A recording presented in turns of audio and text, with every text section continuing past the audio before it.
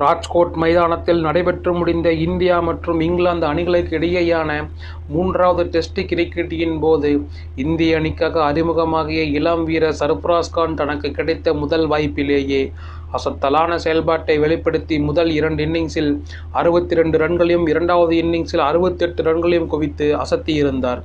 மேலும் டெஸ்ட் கிரிக்கெட்டில் அறிமுகமான போட்டியின் 2 இன்னிங்ஸிலும் அரை சதம் அடித்த 4வது இந்திய வீரர் என்ற சாதனையும் நிகழ்த்தியிருந்தார். இதன் மூலம் தற்போது அனைவரது பார்வையும் சர்ஃபராஸ் கான் மீது விழுந்துள்ளது. அதிலும் குறிப்பாக சுழற்பந்து வீச்சுக்கு எதிராக அவருடைய நேர்த்தியான அதிரடி ஆட்டம் தற்போது அனைத்து ஐபிஎல் அணிகளையும் கவர்ந்துள்ளது. ஏனெனில் ஐபிஎல் தொடரில் பொதுவாகவே ஸ்பின்னர்களின் ஆதிக்கம் அதிகமாக இருக்கும். எனவே அவர்களுக்கு எதிராக சர்ஃபராஸ் கான் போன்ற அதிரடியாக விளையாடும் வீரரை எடுக்க தற்போது சென்னை மற்றும் கொல்கத்தா அணிகள் ஆர்வம் காட்டுவதாக தகவல்கள் வெளியாகியுள்ளன. கடந்த டிசம்பர் மாதம் துபாயில் நடைபெற்று முடிந்த 2024ஆம் ஆண்டிற்கான ஐபிஎல் மினி ஏலத்தில் 20 லட்சம் ரூபாய் என்கிற அடிப்படை விலைக்கு போட்டியிட்ட சர்ஃபராஸ் கானை எந்த அணியும் வாங்க ஆர்வம் காட்டவில்லை.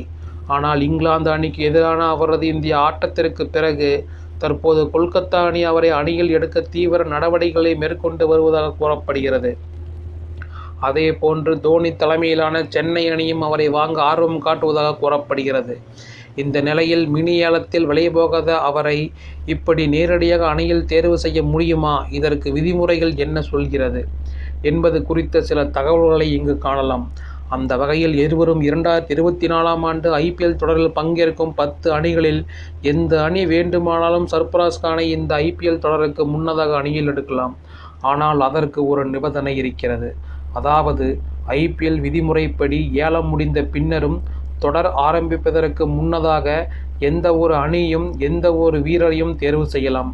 ஆனால் அப்படி சர்ஃபராஸ் கானை தேர்வு செய்ய விரும்பும் அணியில் இடம் பெற்றிருக்கும் வீரர்களில் யாரேனும் ஒருவருக்கு காயம் ஏற்பட்டாலோ அல்லது அந்த அணியில் இடம் பெற்றிருக்கும் வீரர்கள் தனிப்பட்ட காரணங்களுக்காக அந்த தொடரிலிருந்து விலகினாலோ அவர்களுக்கு பதிலாக சர்ஃபராஸ் கானை மாற்று வீரராக ஒப்பந்தம் செய்து கொள்ளலாம். அந்த வகையில் மாற்று வீரராக கட்டாயம் சர்ஃபராஸ் கானால் எந்த ஒரு அணிக்காகவும் ஒப்பந்தம் செய்யப்பட வாய்ப்புள்ளது. அதே வேளையில் ட்ரேடிங் முறையில் அவரை யாராலும் வாங்க முடியாது. ஏனெனில் மினி ஏலத்தில் ஒரு வீரர் வாங்கப்பட்டால் மட்டுமே அணிகளுக்கு இடையே ட்ரேடிங் என்பது சாத்தியமாகும் என்பது குறிப்பிடத்தக்கது.